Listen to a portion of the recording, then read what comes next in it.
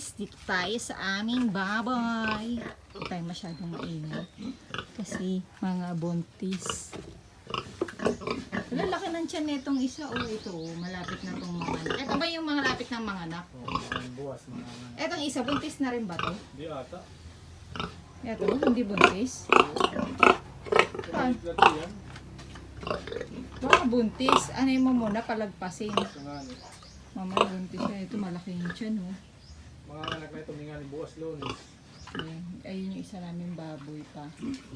Tatlo yung baboy namin. Ito, hindi pa lang tomboy ata tong baboy na to. Hindi nagbubuntis. Kung hindi siya magano kasi maliit lang yung tiyan niya. Laki na pa naman. Tagal tong inalagaans. Ito yung isa. Ito na ano, sa mga ranak na ito. Mga baboy.